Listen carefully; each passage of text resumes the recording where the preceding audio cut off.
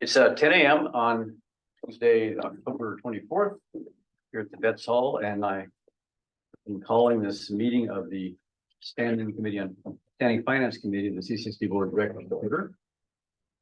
We have a quorum of actually four of us. We have one vacancy on the committee, so we have a quorum. Present here are Scott McCann, Cheryl McDowell, David Pearson, and myself. We have one item of business related to the group here to conduct, which is election of officers. One vacancy right now we have is the secretary position, which was vacated when Amy Wyatt resigned. So my plan, I'd like to do is ask for nominations or volunteers. So it's pretty informal for that position first. Does anyone here want to be secretary? I nominate Cheryl. I nominate No, Dave, it's Dave, it's Dave. Yeah, Cheryl and I talked about Yeah. me taking secretary or taking vice chair. Okay. I'm fine with that. So it's been, I guess, the nomination's been made for David Pearson to be secretary, Cheryl McDowell to be vice chair. Do I have a vote? I basically, you can do a show of hands on this. All in favor of that? It's been voted by unanimous consent, 3-0. David Pearson is taking over the secretarial duties starting now. Luckily, and Cheryl McDowell will be vice chair. So we'll proceed from that. We'll see how that New goes. organization. Congratulations. Thank you, Dave. Thank you, Tom. A new We'll job. see how that goes. Yes. Well, it's a fun job. You know, Oh, it's fun, huh? in a lot of meetings, a lot more meetings. So, Okay. okay. The next item of business is the chairman's report, and I think all I'm going to report on now is you already know, of course, there's a vacancy. Just so you know about the procedure of it,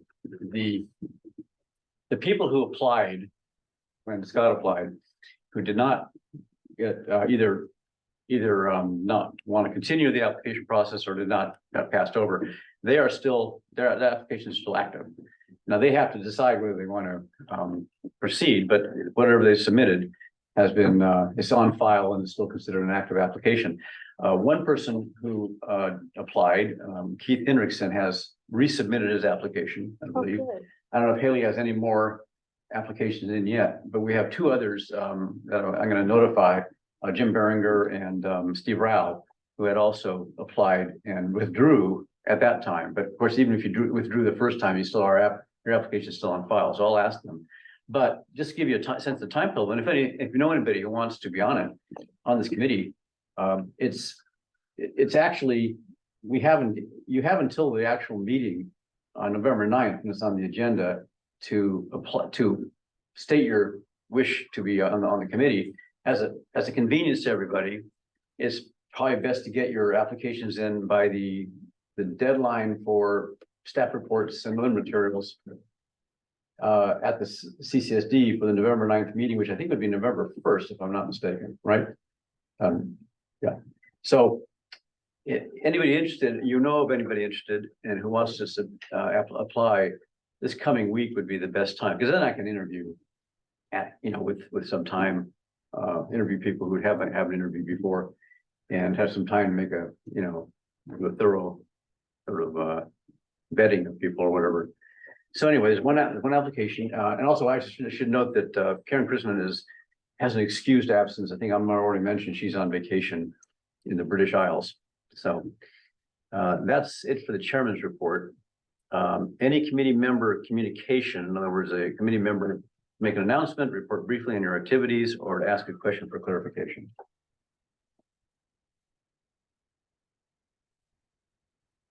And then I should go backtrack. Is there public comment on the chairman's report? I'm looking at Haley here, I'm right? not running the meeting, but. Oh, see, okay, I see. You'll have to check and see. if anyone- We have two attendees. Sorry about that. It's okay. I'm used to that. I'm used to Haley doing everything. Yeah, who are the attendees? Crosby and Laura Swartz and Elizabeth Bettenhausen are the Oh. attendees. Is there any public comment? No one's raising their hand for either the chairman's report or I guess committee member communication. We'll proceed to the ad hoc committee report or subcommittee report. And this one I think would be, since there are two ad hoc subcommittees that are going to be reporting in regular business, I think the one ad hoc committee not included there is the reserve policy ad hoc. And I think, trying to remember, Cheryl's. Cheryl's on that, yeah. No, Scott, Yeah. Scott, Darren yeah. and myself. Is there anything new to come out here to report out of that? Well, we had a short meeting last week, kind of as a kickoff, kind of picked up with what Cindy had done in her time on that ad hoc committee. So what we're doing right now is we're doing some benchmarking with some other towns, see kind of like what their best practices are Mhm. for reserve policy. Denise is collecting some based on some resources she had. Mhm. And then so we're gonna take a look at those, and then we're aiming to have some kind of product by early in 2024. Okay, so it's good to know. I think that had been scheduled. It had been scheduled on agendas at the full board sometime. I mean, like next month, so we can correct the schedule because I don't think there's any real urgency on it. In terms of it having to be done. It's different from the budget policy, which does have to be settled a little bit before we actually do the budget. So, but I think that we can return to a little later. So good, thank you. Any other ad hoc committee reports, any other stuff out of ad hoc committee subcommittees that won't be covered in items B and C?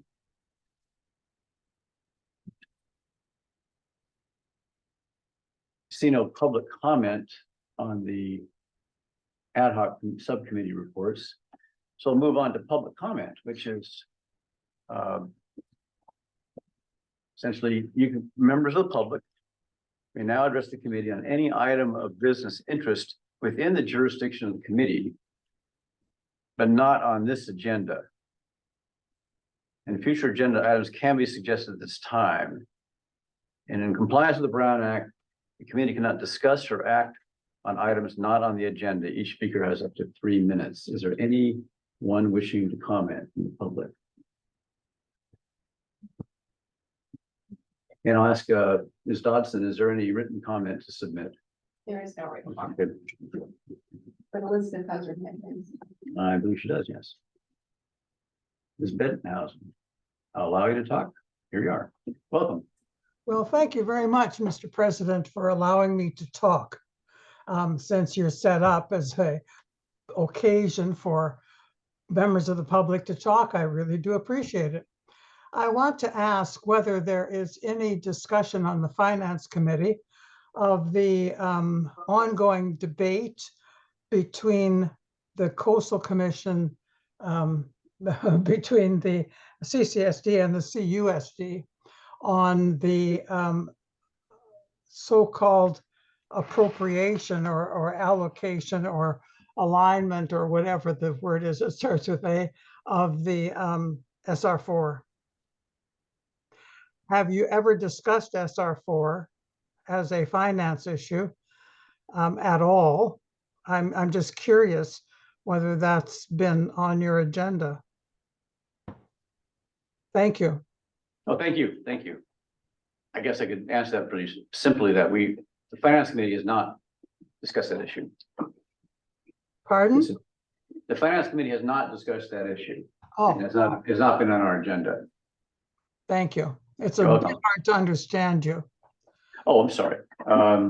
Where's the microphone? Oh, it's over here. Okay. Let me just slide it slightly over here. Can you understand me better now?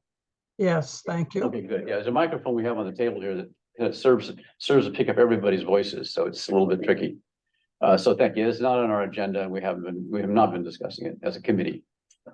Thank you. Any other public comment? Okay.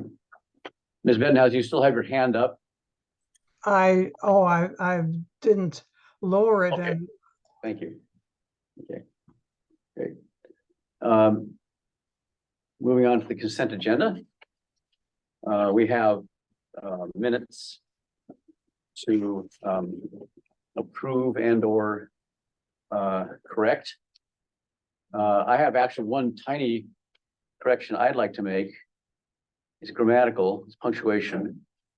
It's on page 5 of your agenda. It's at the in the section called discussing regarding CIP list review format. The very final sentence of that says the committee received Ms. Fritz's report. It should be Ms. Fritz, the apostrophe S, Ms. Fritz's report. That's how detailed we get here. So, does anybody else have any corrections to make to the minutes? No, Do I have a motion to approve the minutes? Motion to approve. Motion, Mr. McCann moves, any second? Ms. McDowell seconds. So move and seconds to move the minutes be accepted. I'll basically we'll vote a show of hands be fine. And yours, yeah. So it's unanimously approved 3-0. Then on to regular business. I'd like to sort of, I'll turn this over to Denise. First of all, is there any comment, public comment? I should have done this on the consent agenda. I don't roll things too fast here because sometimes there's things. Obviously not. Okay. 5A is the quarterly budget update, and I'll turn this over to Ms. Fritz to present. So this item is to review, discuss, and approve the fiscal year 23-24 first quarter budget report and our staff recommendation, which is to recommend this to the board of directors to receive and file. So the board has approved 3 budget adjustments in this first quarter, and I've outlined them below.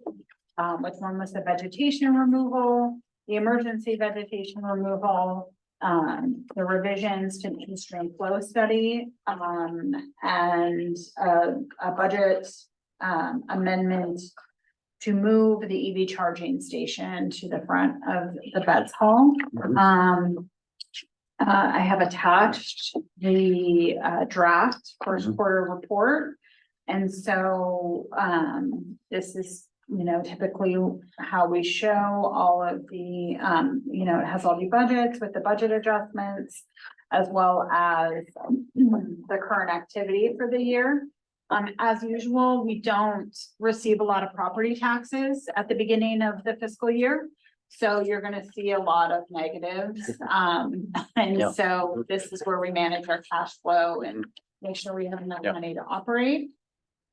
So that affects the general fund, and there's nothing really out of the ordinary. We've just been operating, and you go to page 65, the first quarter report is the updated CIP list for each area. And so if you see an amount in the fiscal year project cost, that is a project that has been approved for the year and that has activity. So we're detailing out the activity that has taken place thus far, the expenditures. And so on page 68, you can see all of the SST projects that are approved. The expenditures so far this year, and but the CIP list is being actively worked on between finance and R&I committee. So hopefully for we'll see about maybe next quarter having the new version, or maybe for the third quarter. We have included in here on page 73 the projects encumbrance. The board approved the encumbrances to be moved forward from 22-23 to 23-24. So that lists out all the projects that were moving forward. And those are budgeted for. And then the wastewater COP 2022A bonds activity is detailed out on page 75. Mhm. So this will show you the bond money, each project. Mhm.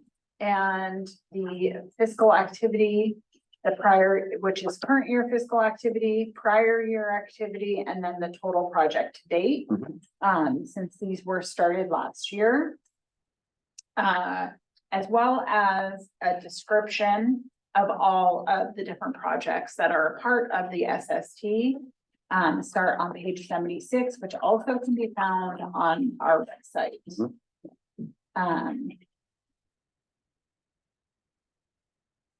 So I'm available for any questions. Can I No, ask, that's- bring something?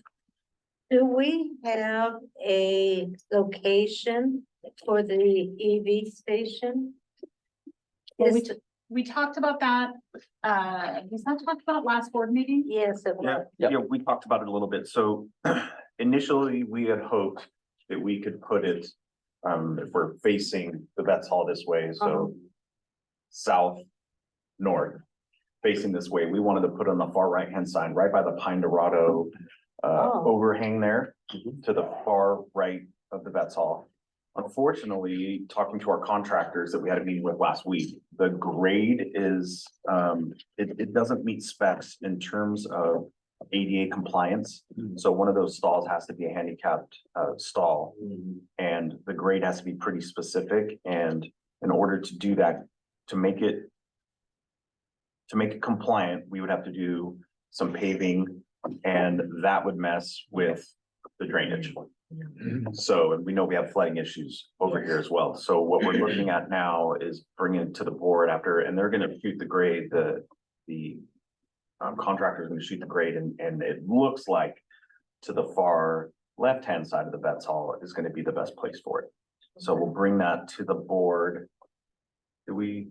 I think we're shooting for the second meeting in November, but that's pending. Yeah, so the 19th, we're looking to bring it before the board to get their approval to now adjust the movement of those EV charging stations. So is the Mr. price Pearson? going to go up? The price, we don't believe it's gonna go up because we're not adding any grading to it. The one thing is, though, we can recoup all costs of moving the EV charging stations, grading, installation, through recouping those charges from using the Yeah, I EV know. charging station. Understood. I was just wondering if, instead of going to that corner from down there. The train. it's gonna come all the way over here. Yeah, so it doesn't look like it's gonna be too much more money, for the trenching, because they're gonna run the power this way, and then there'll be some trenching going this way, but they don't anticipate it. I mean, we could be looking at maybe another couple $1,000s. We'll have a better idea once they really solidify their plan. So, Yeah, so I thought the feed came in on that into the building anyway, so they might want to pick it up from there. My understanding is that they've already got it plumbed from this side, and that they'll run it underneath the Veterans Hall. Underneath. What's that? That's what I understand, yeah. yeah, so it sounds to me, just to bottom line it here, this is an item, this is a budget adjustment, which is a little fluid, and the money's not been spent yet. And it's going to be, maybe say something slightly different, but for now, the budgeted amount is. what Yeah, it the is, budget adjustment was approved to move Right, it. so it's and what that that the is board what approved, yeah. We thought at that time, and Mhm. like most construction projects.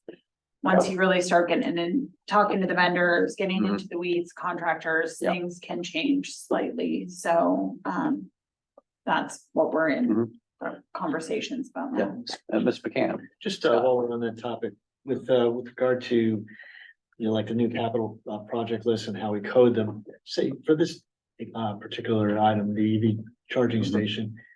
How do they evaluate that coming in? Is it like revenue neutral, revenue positive?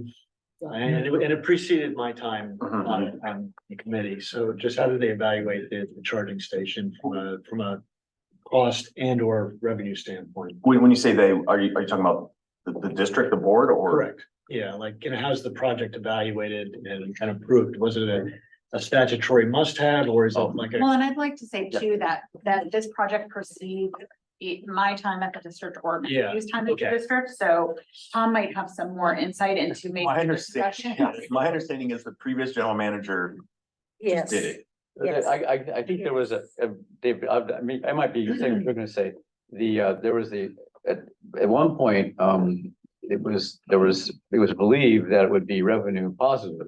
We would be getting money on it. Then, when the project, I think was actually, we got the grant, or what do we got? Some kind of grant for it. It was a Grant, yeah. grant. Then it was learned because of, under terms of the grant, you could only recoup expenses. So now it's revenue neutral. It didn't start out that way, but it now is revenue neutral. That's my understanding. I don't know, Mr. Dave, you have a, Well, the district cannot make money on providing the service, okay? right, So so it's, they can't make money on the EV stations, but they can recoup the administrative costs, et cetera. That's really what goes along with it, Right. which is what they'll be charging. So it'll be, the electric cost that they incur plus some admin fee on top. Sure. Will make. Yeah. Yeah, it wasn't a condition of the grant. Actually, the grant, they give it to public and private. So if you're private, you can generate revenue. For us, it has to be revenue neutral, Okay.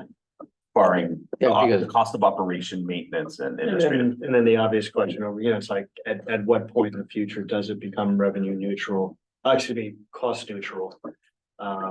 Yeah, so we have to do a rate study, because we do have to adjust our rate fees and try to figure out, what rate we can set it at until we And become again, neutral. forgive me, this is a little bit private sector experience Sure, no, no. translating to public sector experience, so I'm just trying to. So my, Cheryl. my thought is, I was never pro this project.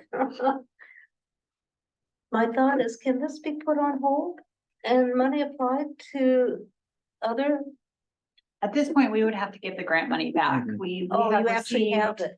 grant money about Mhm. $27,000. I think it's like $27,821, I believe is the exact number that we have received from a granting agency. We're already behind on this. We have been working with the granting agency on an extension because we have to report information to them. Status.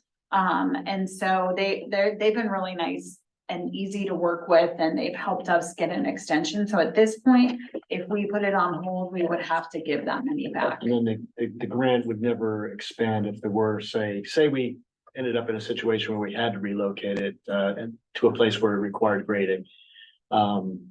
Would they ever escalate the grant, or is it just like one, like lump sum and We you haven't- guys make it happen? No, they did increase the grant at one point. We were given a certain amount and then we were given a little bit more. I'd have to do the research on why. So we have not asked them for more money for the relocation, and that was not part of the discussion. There is opportunities for additional grants if we wanted to put more charging stations in the community. Mhm. Their mission is to, I think, provide. Promote it. To provide. And this grant was through the Air Pollution Control Board. Yeah. So we've been working with them. We didn't do, prior to our arrival, we didn't do the best job in communicating with them, the status. I mean, that's been sitting there, maybe 2020, 2021. 2020. I think it's almost pre-COVID, yeah. COVID, yeah, so It's we, an old, yeah. we put it over by the Legion Yeah. in an area that wasn't probably the best area, and then we never hooked it up. That thing still isn't even hooked up. So what we're trying to do is get right with the Air Pollution Control Board, get it in a location where it can be used, start generating revenue with it to offset our Yeah. costs. And then, ultimately what we've heard from the community is that they'd like to see some more EV charging Mhm. stations because it brings in. Yeah, but- And we do have, we have. Then there's like externalities. Mhm. We have community members coming in and asking about the status of it, when it's gonna be available, because they want to charge their vehicles, so I don't know, is it a fast charging station or is it? I don't believe it's a Well, fast charging. doesn't Tesla have involvement? Is it? Well, that is a different, Tesla has talked from time to time about having one of their regular charging stations here. But, I don't think there's anything live going on with that. And then, No, not- maybe you can correct. Not on the district side. Yeah, I do know that there's some public members that have talked about actually applying Yeah. to get them. yeah, yeah. But- And the unfortunate part is, we'll dig more into it, but technology wise, like those are probably out of date already. you know, in terms of, what we're using, It's like you know, in some of the newer cars, so. Mhm. I'm guessing they don't provide the juice that some of the They're newer not- ones they're do. not- It's like Moore's law for charging. Yeah. Yeah, right, 'cause they're not, I mean, my MacBook's 2 years old and it's already had a day. So again, not to belabor what is, you know, a relatively small item. It's just, I'm interested to see what kind of analysis, you know, went into that. And again, it preceded you guys, so yeah, there's a lot of, there's a lot of story there. Well, I'm sure there is. I mean, the board Sit did direct. you down and talk to you about Sorry, that. The board brought it directed up. us to move it, in November of 2022. Yeah. told us to move it November 2022. In theory, we could give the grant money back, rip it out of the ground and restore everything and it Yeah. would just be a loss. Yeah, Okay, mine is more a question about process and analysis. Yeah. than- Yeah. financially, it's a fairly, straightforward, flat, revenue neutral, deal. I should, any more questions, first of all? I had a small question, on page 75, the list of the, the projects under the, COP. On this bottom line, net, there's a funny little figure here, 2,868. I would think that you're supposed to have zero out everything. Yeah, I should. I Yeah. drew down 2,868 more dollars than I should have, so that'll even out on the next Okay, that's sort of a invoice. temporary Yeah. fluctuation. Just Okay. a- We have no further questions up, David. I have one question. Really. But have we paid for the new fire engine? And when is Yes. it supposed to be? Lead time, I think, was 2 almost 2 years? years. So maybe we're at a 1.5 years left. I thought there was. Yeah, yeah. I just hadn't heard anything about it. Yeah, It was gonna be about 2 years, I think. I'm keeping that on my list to make regular contact, Yeah. you know, regular, I mean, every 6 months. Yeah, we're buying it. from the You know, same next people. year. Yeah, just to. Pierce make probably. sure. Pure problem. Yeah. But yes, it is already paid for. Um, I'll open this to public comment this time. Anybody want to comment? We have two attendees still. I don't see their hands up.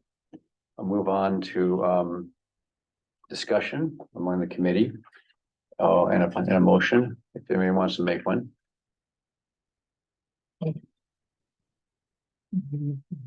Make sure. I make a motion that we approve the FY 23-24 first quarter budget report. And recommend we do the boards and directors that they approve. Do I hear a second? Second. Okay, second by Mr. McCann.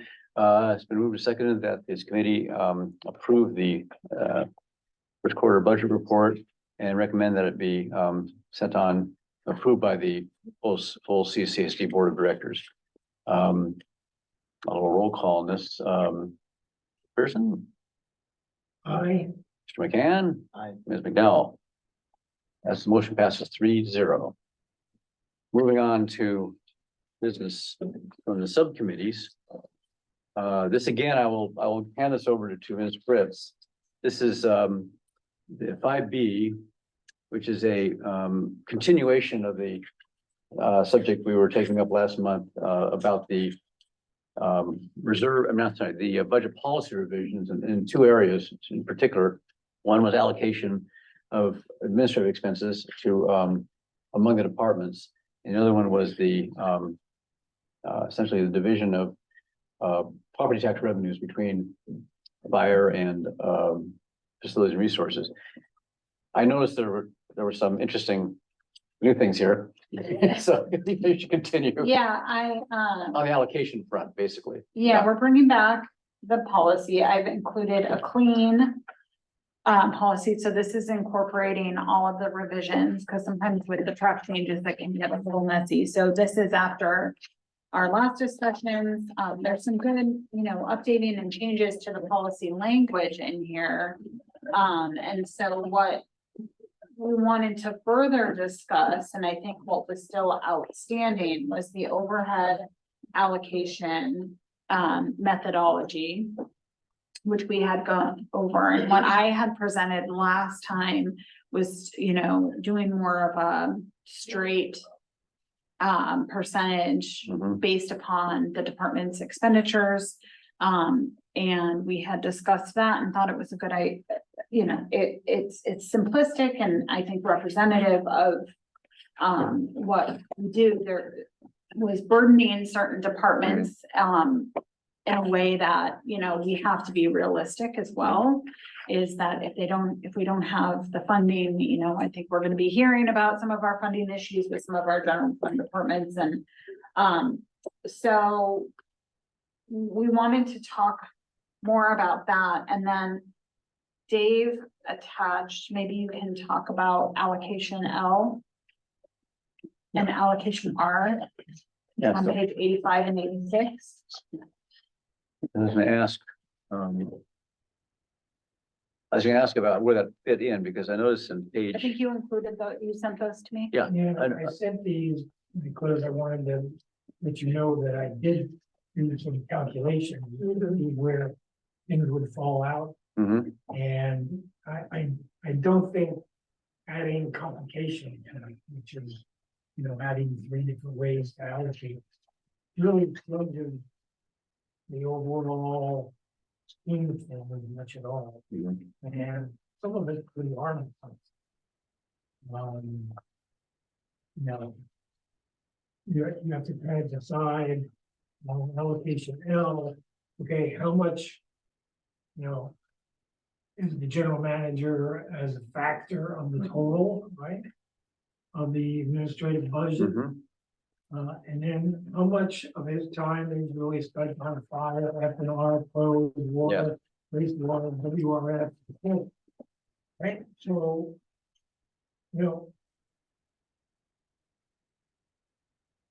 I did L here as an example of how Yeah. arbitrary that is, Mhm. because who knows what he's really gonna spend his time on.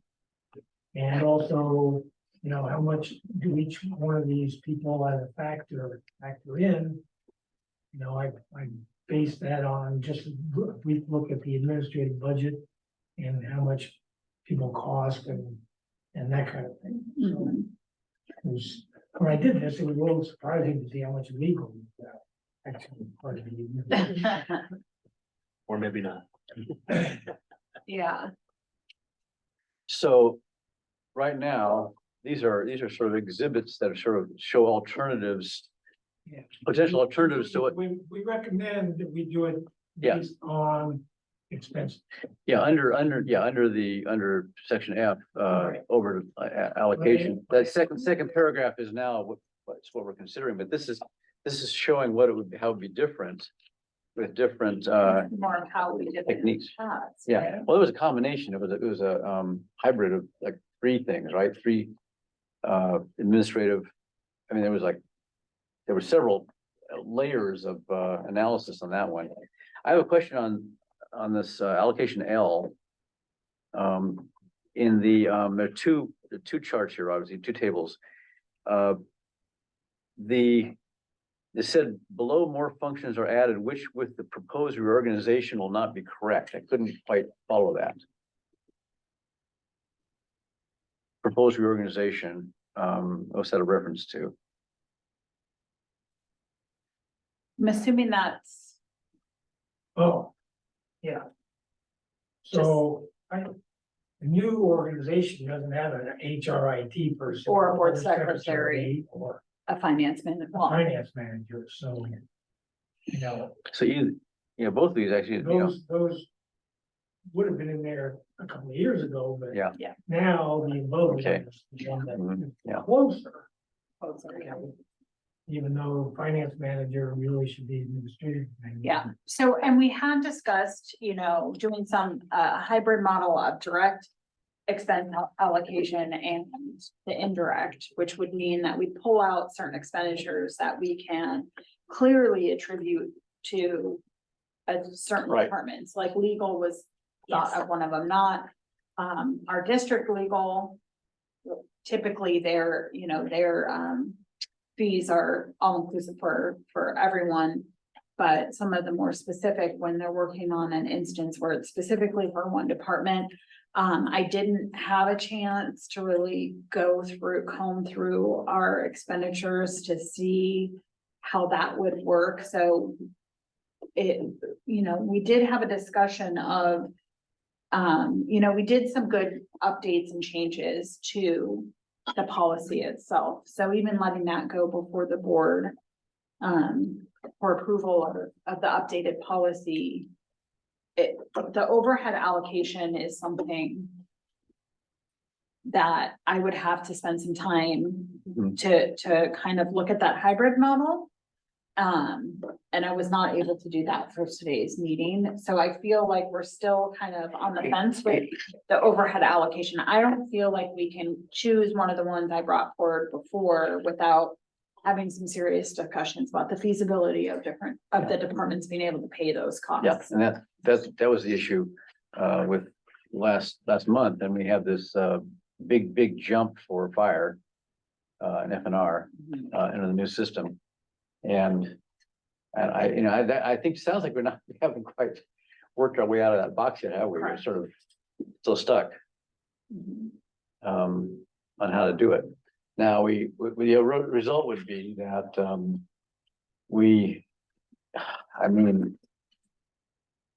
terms of this document, in terms of this recommendation, we would have to, for now, if we can't get a new system worked out, we do have to go ahead with the new budget with the current one, you're saying. Yeah, well, yes.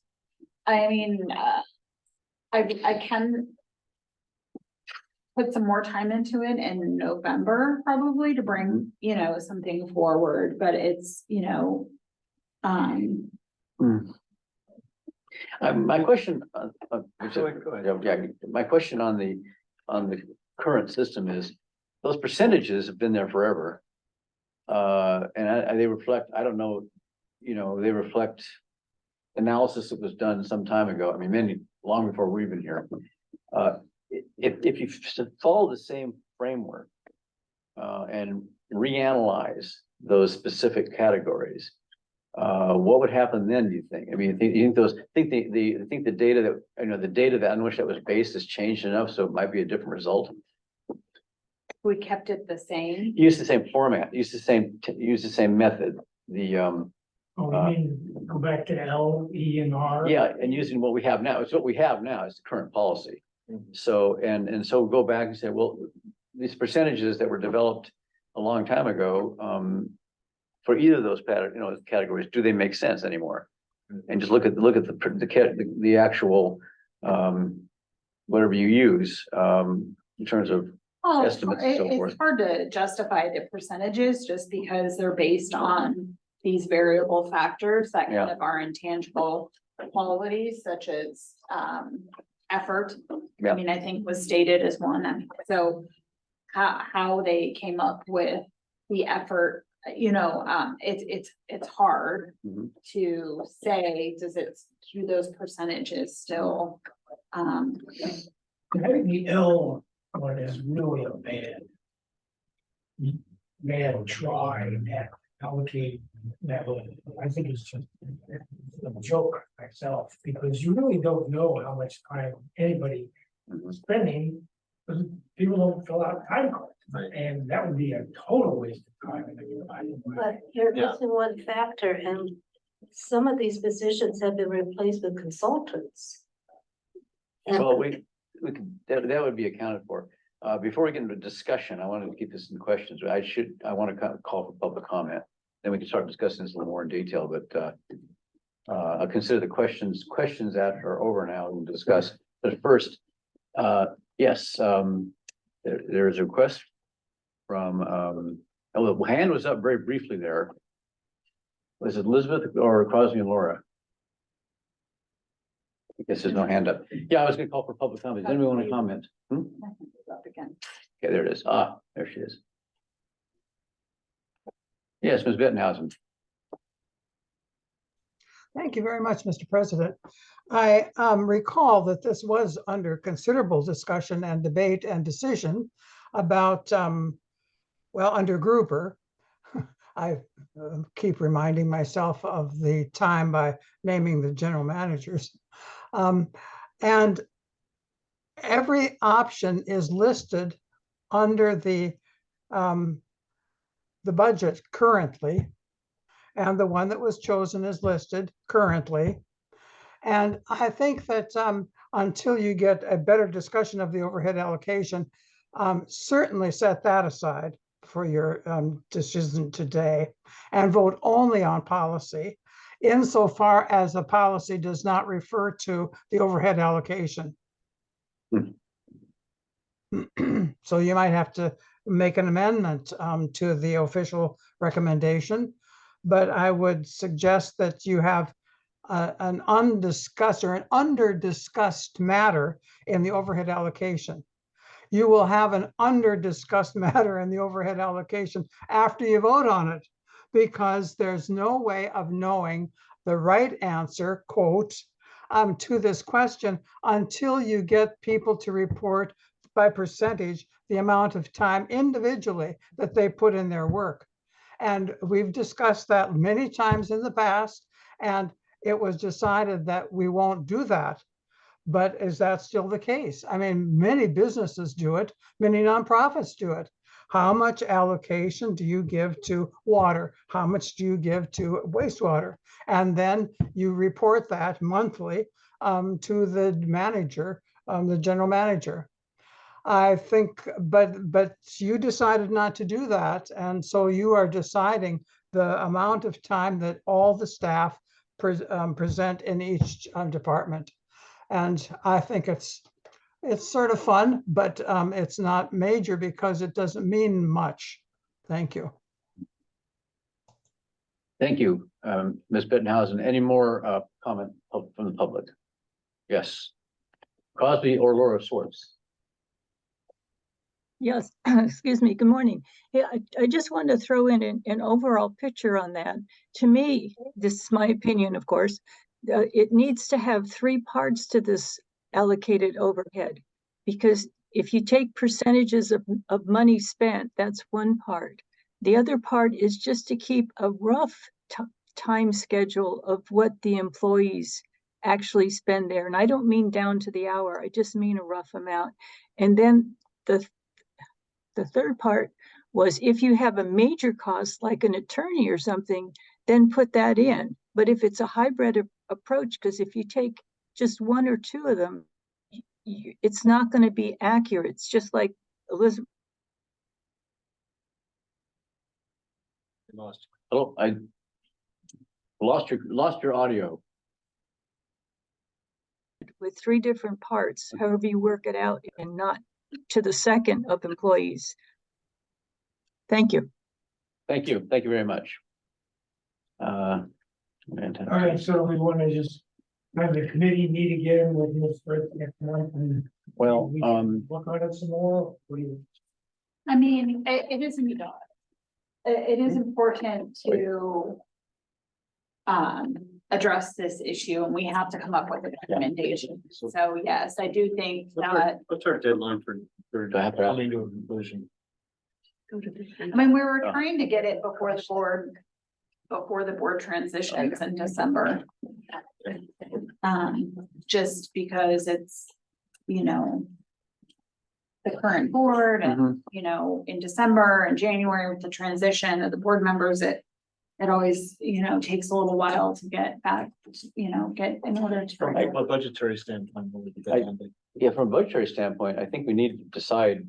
Yeah, around the same time, like January, February, I'll probably start building it, but, it's not coming before the board until later, so I have some leeway. I mean, we could just keep it the way it was until for further discussion and send this document forward with the old overhead allocation if we feel like it just.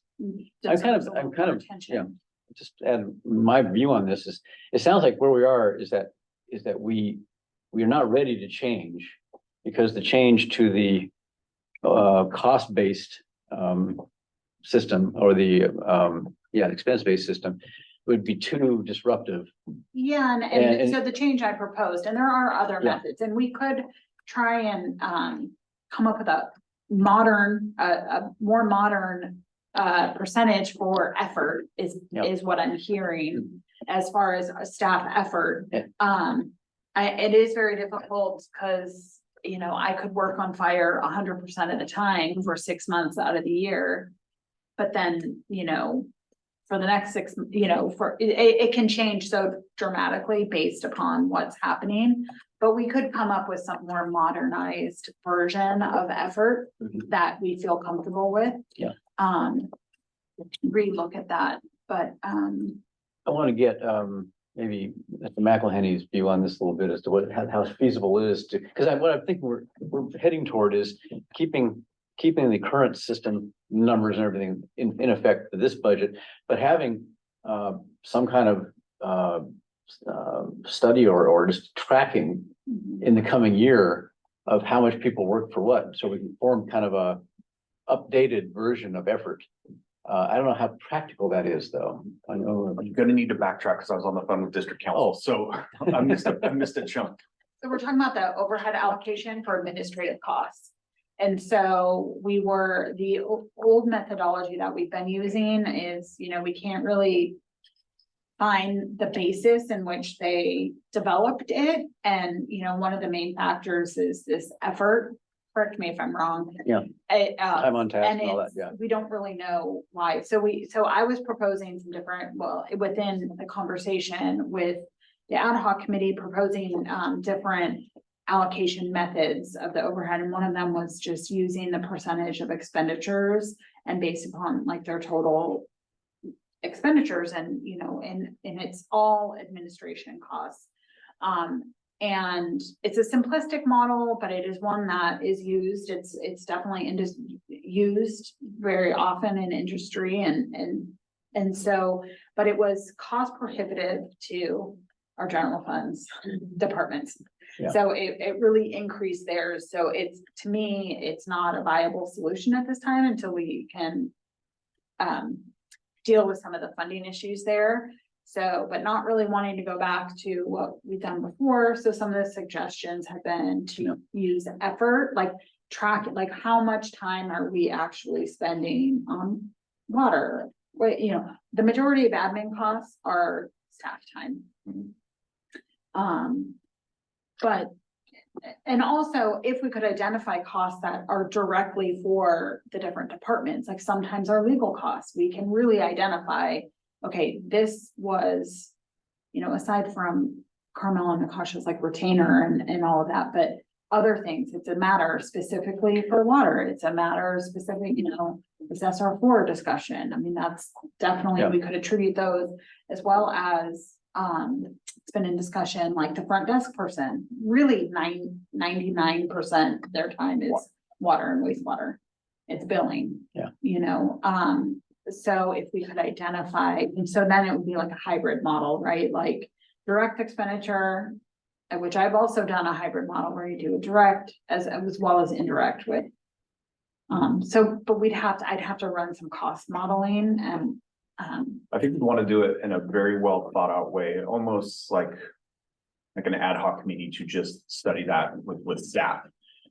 Like, well, up until recently, until Leah was moved to water and wastewater, they didn't have an administrative assistant, so. yeah, they did before. Yeah, they did. There Did was they? Megan. Yeah. She left. Maybe diversity, yeah. Okay. But you take, Melissa and Megan. but didn't Megan at one point move to program manager? Yes, Okay. for a short time. Okay. Yeah. So when you think about the demand on staff time, you know, for instance, the fire department, everything that's going on with We Debate, all the phone calls, a lot of that, I mean, a lot of those things are funneled from their staff to our staff and put on our plate. The same thing with F&R. They don't have an administrative assistant to manage Well, it all used of to the be, demand. the fire department used to have a secretary just for different things. I remember that years ago. Yeah, but they don't now. Yeah, Yeah. And so that pull from all those different departments comes to admin. So Yeah, I don't want to interrupt the flow too much, but I noticed that Crosby and Laura Sword still have their hand up. do you want to talk? Crosby or Laura?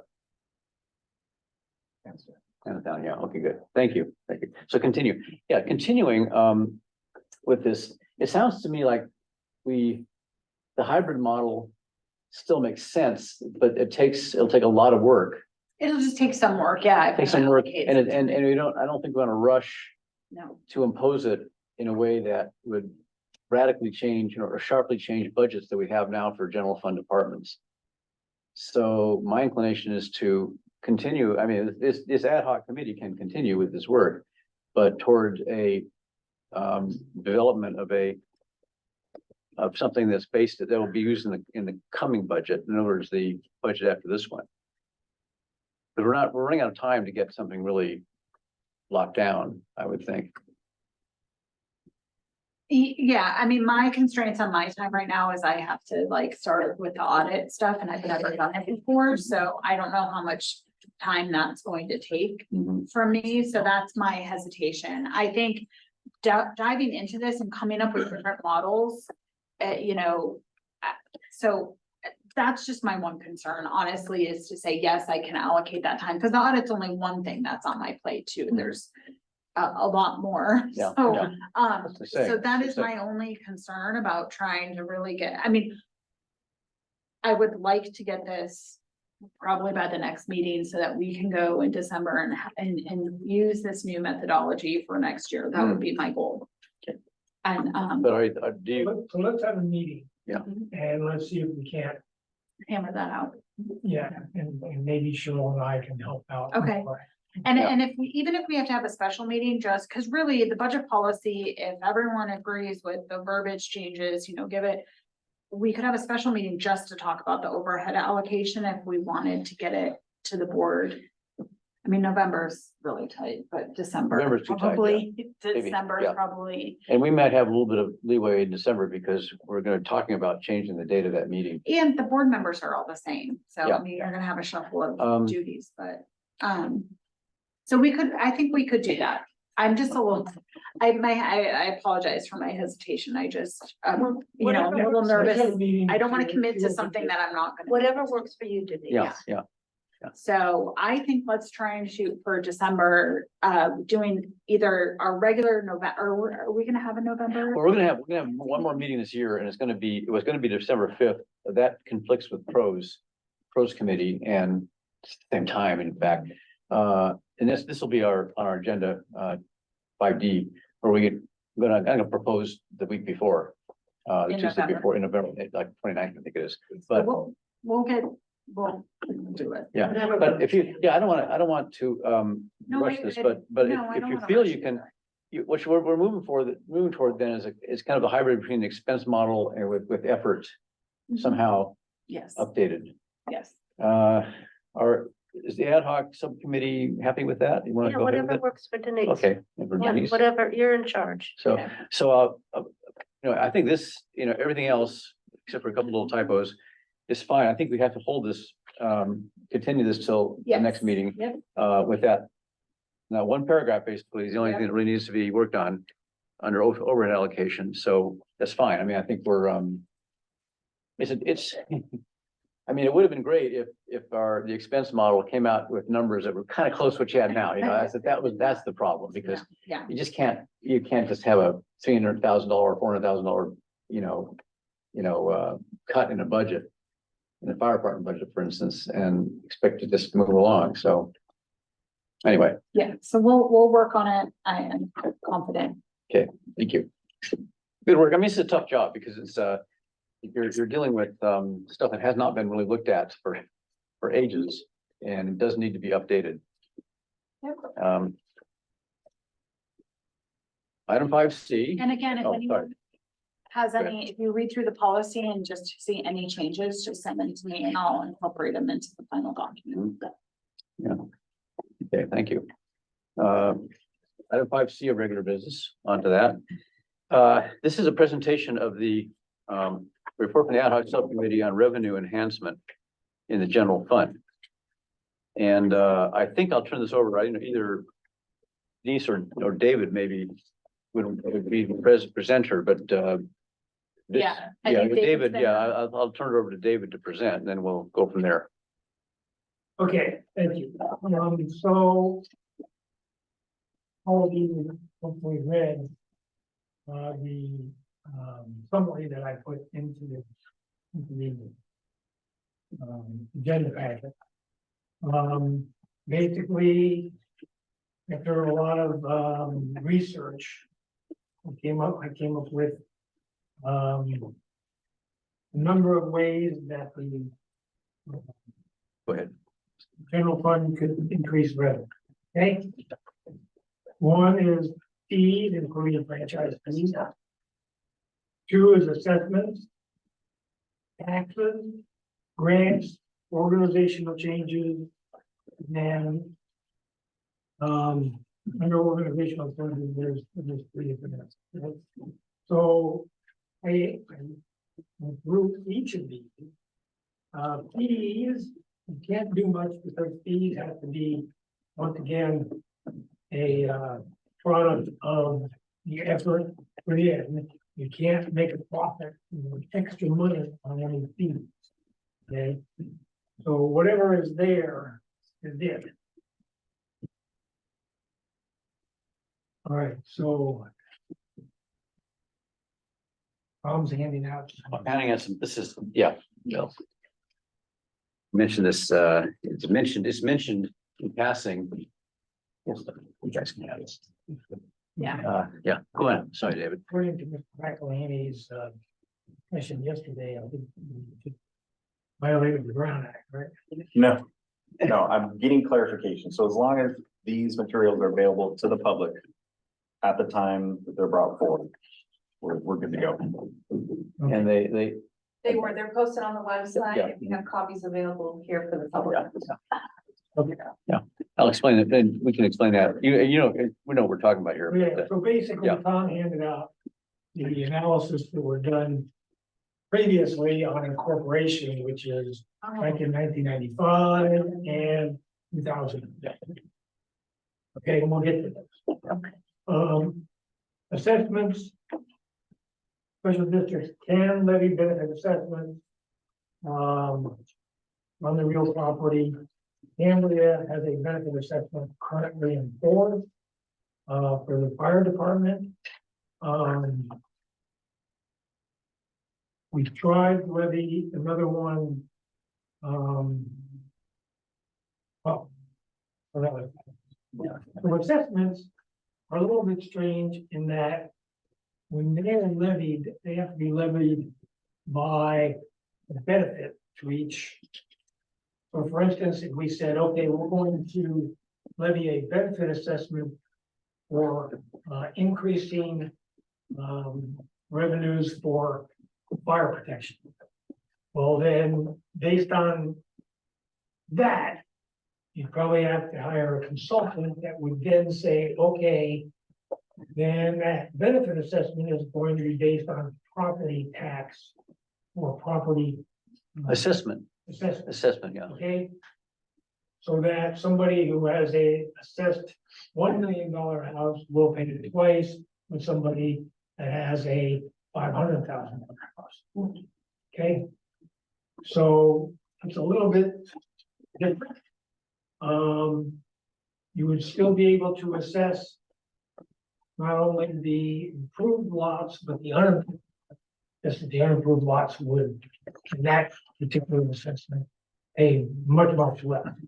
Okay, on the overall. So you'd have to hire a consultant. The consultant would say, okay, this is how that's all gonna work out in order to get you that amount of money. You can.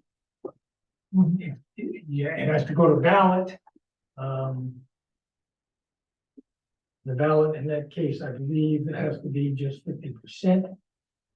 But once again, when you do the ballot, that person with $1 million house has twice the votes of the person with the half million house.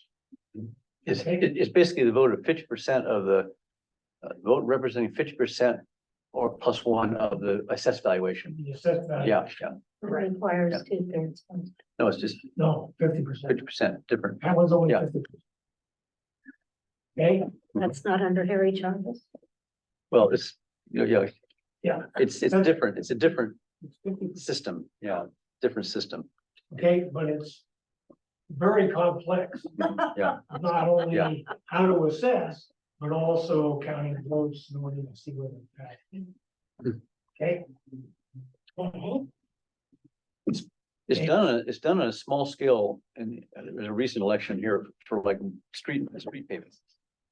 Yeah. Like a neighborhood can do it, like a small area can do it and get it and have a vote.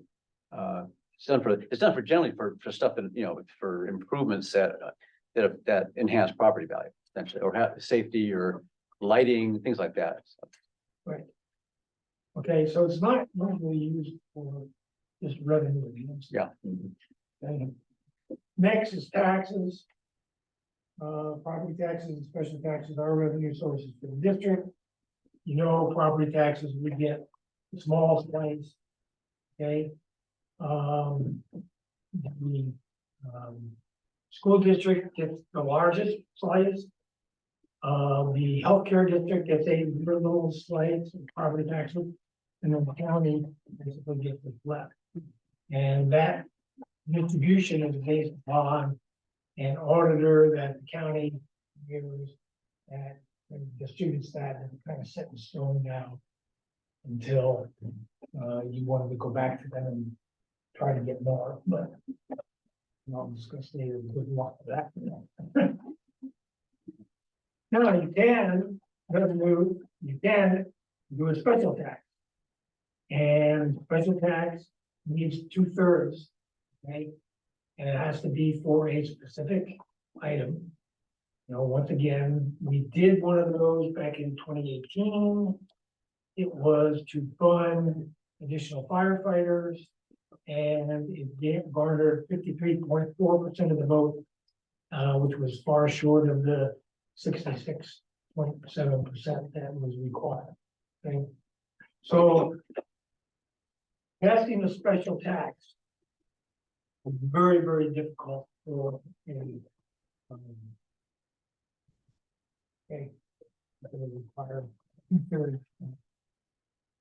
Grants are great. Right now, Mr. McLean and I and Mr. Water are working on a grant that hopefully will bring in revenues to help with the fuel reduction and fire protection in the community by going through the Fire Safe Council and SLO and getting some monies to offset costs that we spend doing that. Okay, so that may bring in revenues. We're working on trying to figure out how much we spent doing that in the recent past so that we can ask for the right amount.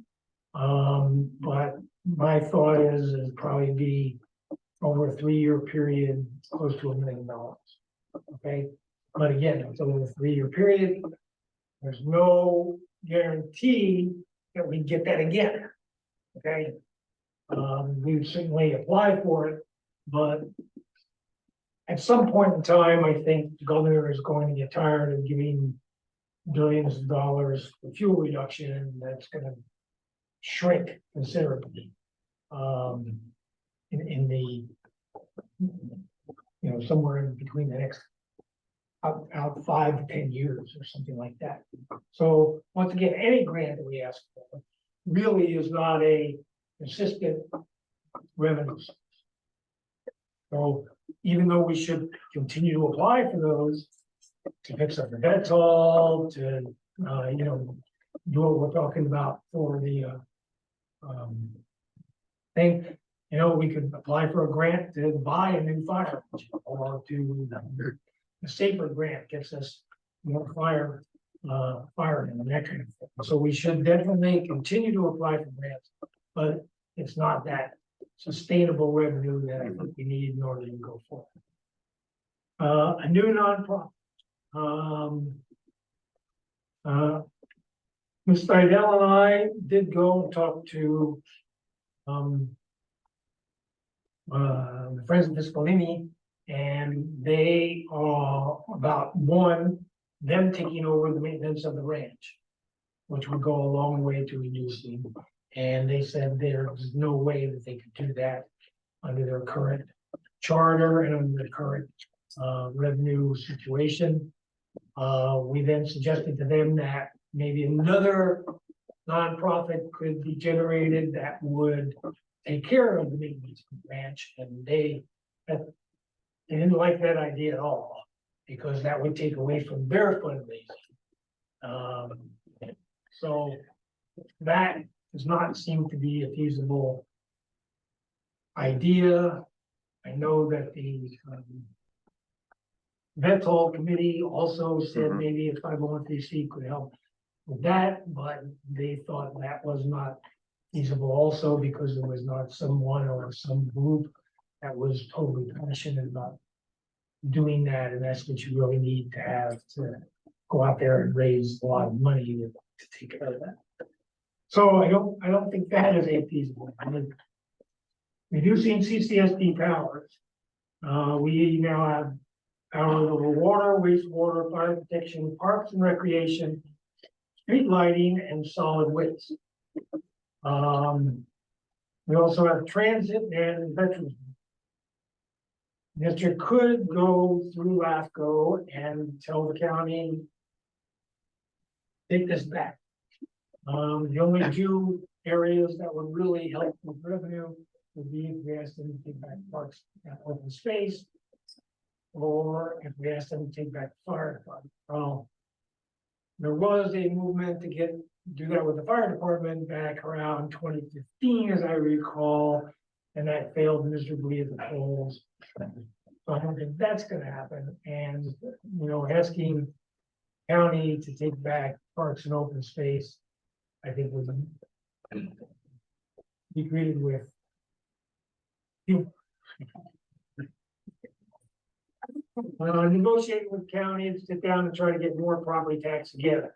The county is having problems with their revenue source. I don't know how many of you got this in the mail. Say the list of the board of supervisors priorities. And the reason they did this was because they don't have enough money to do what they want to do. So they put first tier priorities of homelessness and housing, and second tier priorities, storm recovery and economic development and water resiliency. And the reason they did that was because they don't have money for the second tier. Okay, so they're gonna somewhat fund the second tier and use most of their money for the first tier. Sure. I don't know if anyone else that lives here got an email with a survey about the county raising the TOT tax. Anybody else? I got an email I kind of vaguely remember it. that asked me if I would support them raising the TOT tax by 2% in order to increase their revenues. They would do that countywide, and they said how much money that would bring in, etc. And they kept trying to convince me that I should vote for that, and I kept saying no. They're not managing money now. More money, but whether that would pass or not, I don't know. But if that passed, I'm not sure that would help us at all anyway. It certainly wouldn't give us more property tax. It would keep the same property tax. And we don't get TOT tax now anyway. So the last item was incorporation. Again, I went into pretty good detail here on incorporation, what services we would take. I looked at all of the information. I read through both of the old methods. Where studies were done as to whether we should incorporate or not. 1995, and it really was based on information that no longer applies. However, the 2005 one is not so much different than what we have now, because we have basically the same population, basically the same revenue and all that. Was that done by Cal Poly? No, this was done by management partners. Cal Poly did Go ahead. No, there's a question on, yeah, that was the, there are two, you mentioned this in your report, there are two levels of study. There's a feasibility study there's a preliminary to a LAFCO study.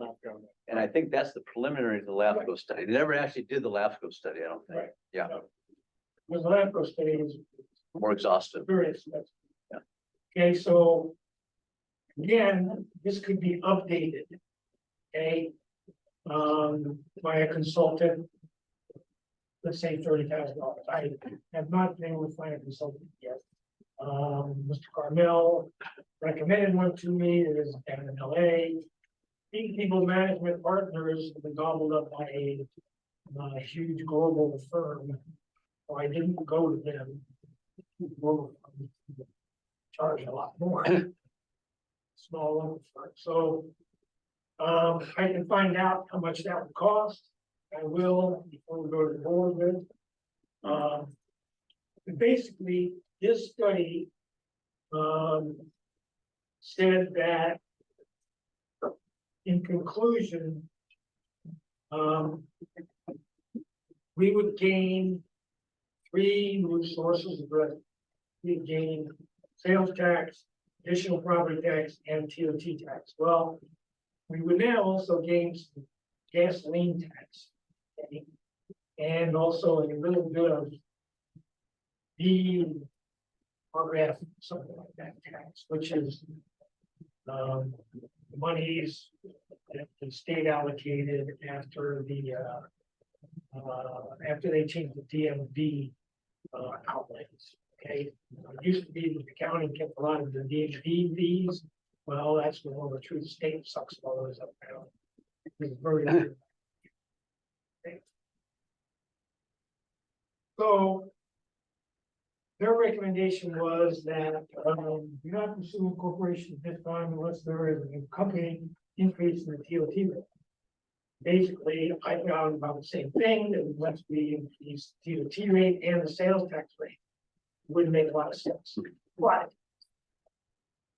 that increasing those does kind of give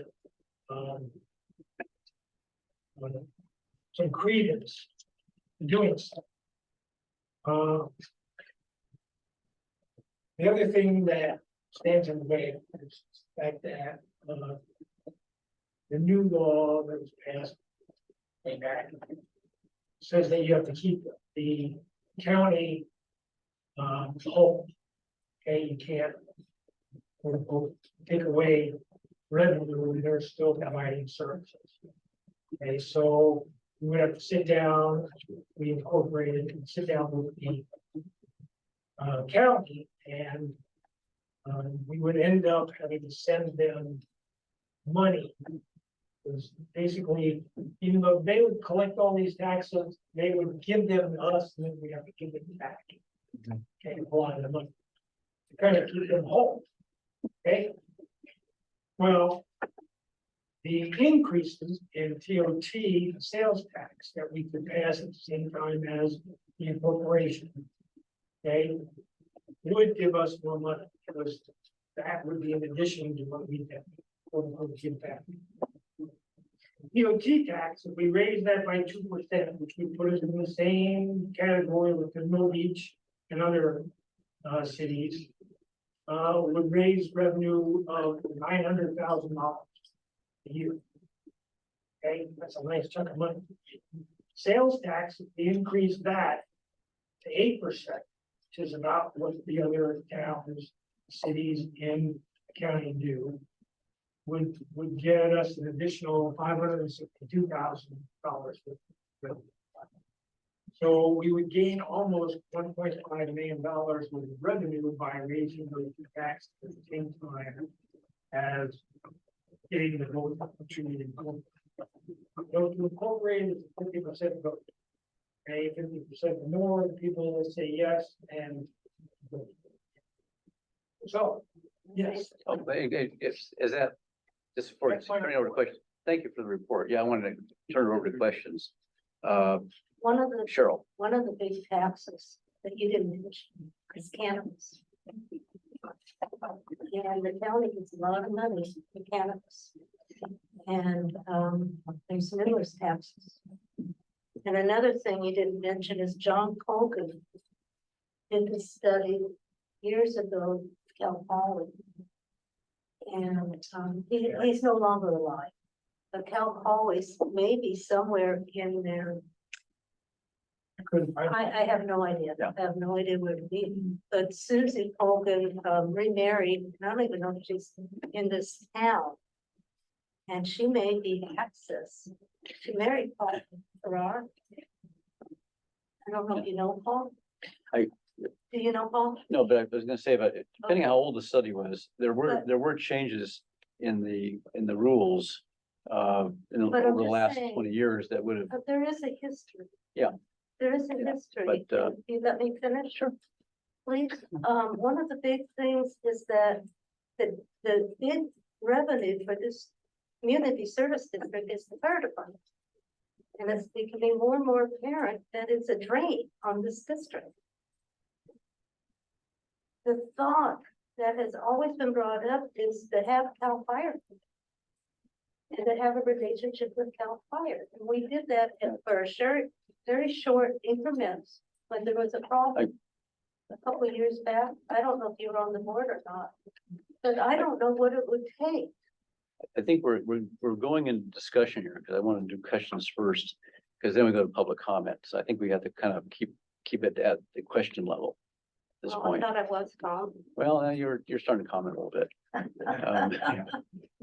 It's okay, but I mean, we have some people who want to speak too in public comment. I want to deal with the questions first. Just, Yeah, Scott. again, I noticed in the 2005 study that, there's basically that negotiation with the county is to making them whole. You'd have to consider, what the break even is. That could be like, potentially, I mean, it could be updated, but it's like a 5 to, I ballparked it like 5 to 10 years. Yeah. Before you So even overcome, the crossing of the curves between Mhm. being a district and being a city. Yeah. And that's, again, subject to negotiation with a partner who is obviously also stretched. I had one question about the studies. They can be funded not just by an entity like the CCSD, but also by a private group, can't they? 'Cause that's done. I think they mentioned that sometimes advocates for incorporation will pass the hat and fund a study. So that's possible here too, right? Yeah. Just to circle back on the fire department question. We did do some research on that, again, prior to my arrival, but I was around the district when it happened in terms of contracting with Cal Fire.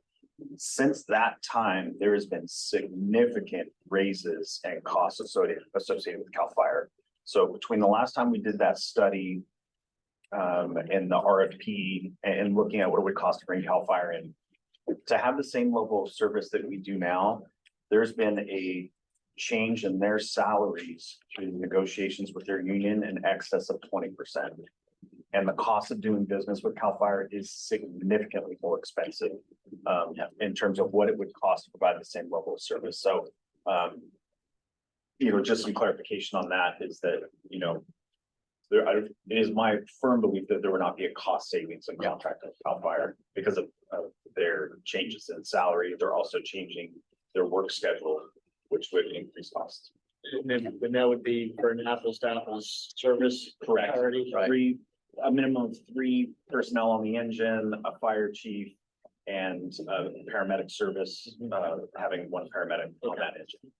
I wanted to, I had just a little background I can probably give on that too, because I was around in 2015, but I wanted to turn this over to public comment at this point. I believe Ms. Bettenhausen wishes to speak. Go ahead. Thank you, Mr. President. I have a basic question, and it's sort of not germane, but it is.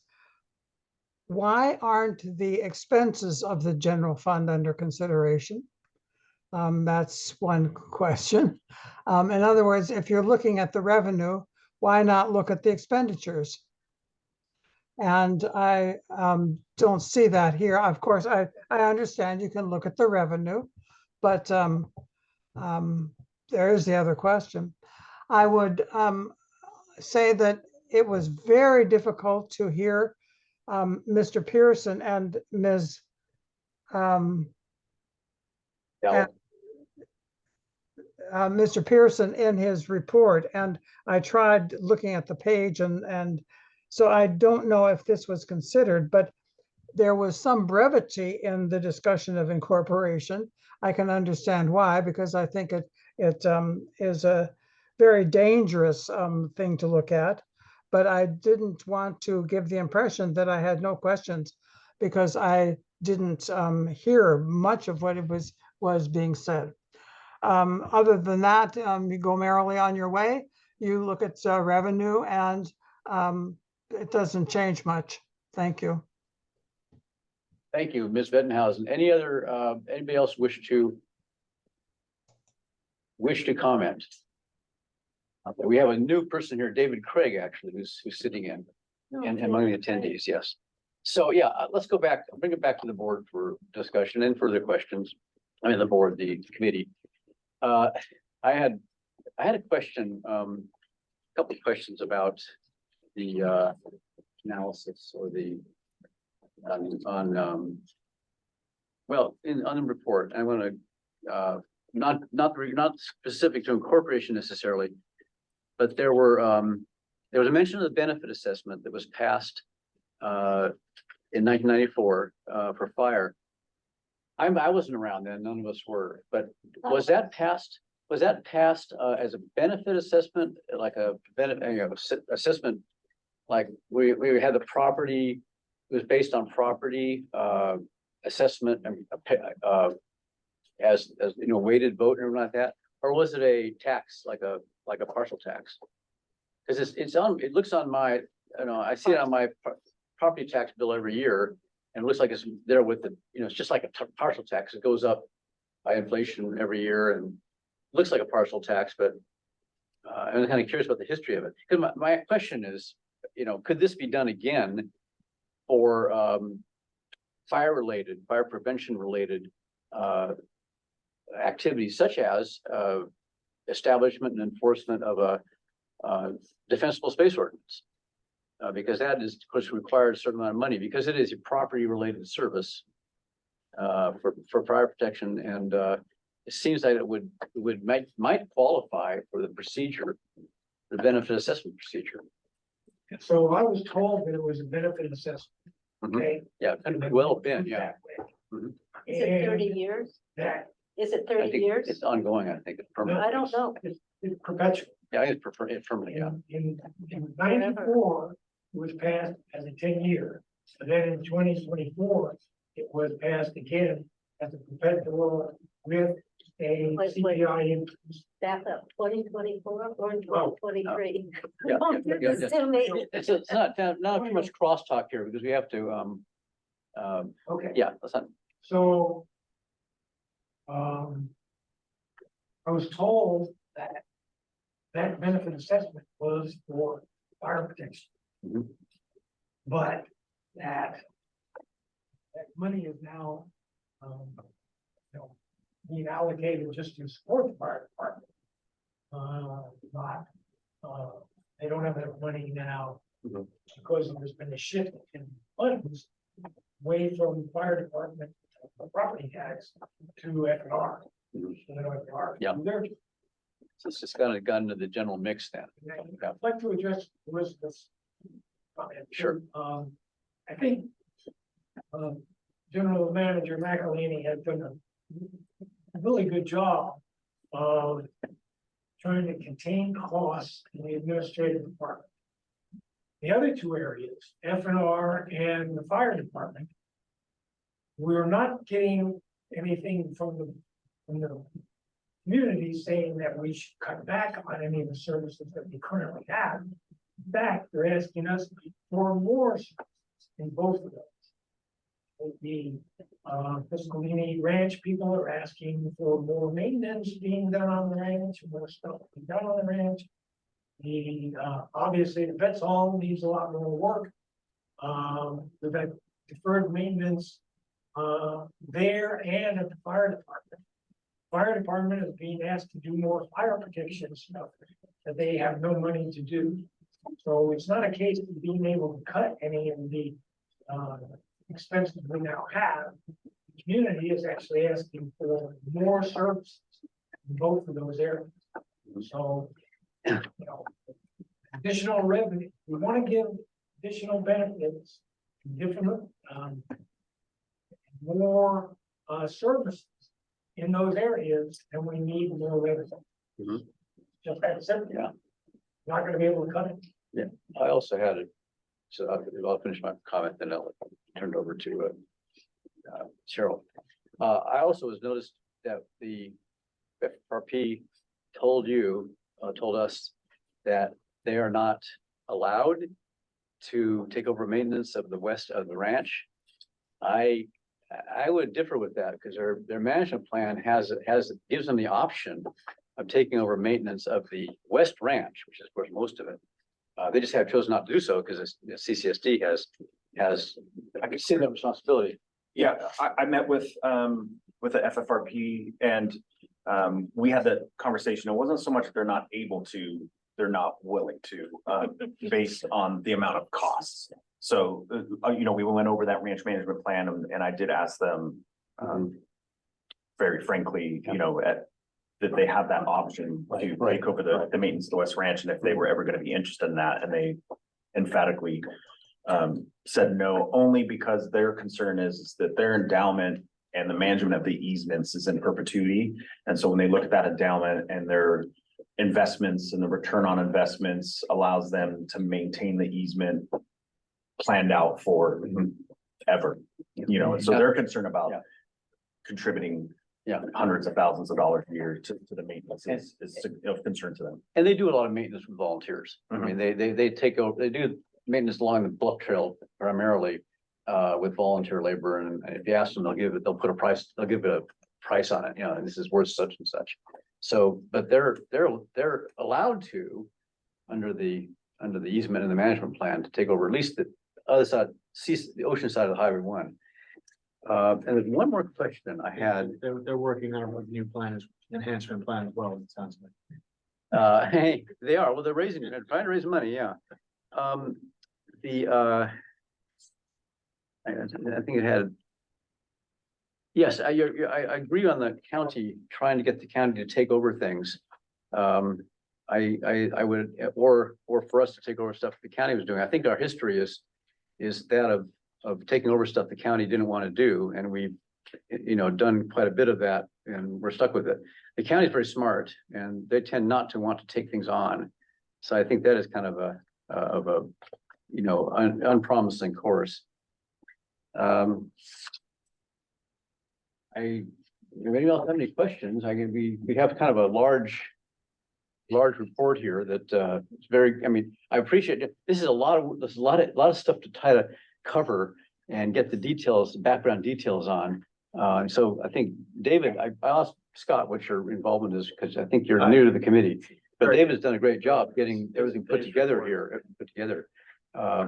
my general impression is that we're in the near term gonna have to just make do with what we have, pretty much. Though I'm kind of wondering about the benefit assessment idea in some aspect of fire, which we don't already have. Like, for instance, we decided to go ahead with a dispensable space ordinance and its enforcement that will require an addition to the fire department budget, and we might cover that with some kind of assessment. And I think people would probably not dislike the idea, and also maybe with anything to do with evacuation routes, either within Cambria, outside of Cambria. That might be something that I think even as difficult as a special tax is to pass, I think that's one of those things that might make it. I note with the special taxes that the healthcare district is actually, they've had a couple of special taxes on the ballot. They haven't won, but they've come pretty close. And they did get one through in 2006, I believe, in actual 2/3 tax. So they're of course they represent, you know, ambulance service, which people of course are extremely interested in, and their prestige is very high. Let's say that. but it's not impossible to do if it's something people really feel is vital to them. And it's a new thing too, something that's not getting now. Can I play devil? Sure, sure. Not devil advocate, but the other side of the coin is, and maybe you folks would know more than I do, but how passionate are they about parks and open space and the ranch in terms of some type of an assessment for that maintenance? Because when you look at what we've taken on for the ranch, it's significant. And we took it on without any idea of how we were gonna fund it. And it's proven to be just from, on that fire prevention side, it has been extremely costly. But people are significantly passionate about it. Would that be something the community, because sometimes when we go to the board and we were able to find in the budget, without an assessment, the ability to fund those additional 2 firefighters to add to the one that was there previously. So now we have a fully staffed fire department at 3-0. I would think that, again, if we went for some other assessment that had to do with fire protection, that maybe there'd be a little more pushback. Because the fire department has continually, not that it's unjustified, but they've continually come to the table and looked for different types of ways to raise the revenue in the fire department. Would it be an option to look at an assessment for the support of the ranch that then would offset some funds that could go back to the fire department I think you're saying that, in a circular way? two issues they intersect. Yeah, it's both the same general fund, yeah. Matthew, one of the big things is the homeless. Mhm. And you guys are compensated from the county for removal of the homeless, aren't you? No. Nope, Not at all. because it's our property. So the county's not responsible for it. And that's hundreds of thousands of dollars a Yeah, year we have to- in the homeless encampment cleanups. No, Yeah. we don't get money specifically for No. that. No, I didn't it's just- realize that. I thought it was something the county or And I'd like to say just, I understand, the Friends of the Fiscalini Ranch and the district have worked together and, for the common cause, but I mean, looking at their last year's financial projections, they had $533,000 of revenue. And we have, we give FNR from ours, it's about 790,000. So even if they don't want to take over maintenance of the ranch, are there certain things that we could ask them to do that are cost prohibitive to us so we can reallocate, and we're routinely running in a deficit as well as not having money to set aside for deferred maintenance for this building that we have to manage. And so, To their credit, they do pay for a lot of things that we see that they will tell us about. We've started to collect some of those invoices, so they have Yeah. contributed Yeah. quite a with bit. the homeless? Will they help you? Well, Is in the that- past, they have, Yeah, FFRP has given us money in the past. to help clean up. and not so much giving us money, because this is where some of the disconnect is that we will create invoices that they pay for. Uh-huh. or they It's- contract Or directly. they contract directly. So that's some of the disconnect that we're trying to close the gaps on, is that Mrs. Dodson and myself did some research and started pulling invoices and requested invoices from the Yeah. FFRP plus our invoices, and we found that they're paying a significant amount of money over the last 4 years, but they do it on their end. Our previous FNR manager would create an invoice with the contractor and then submit it to them for payment.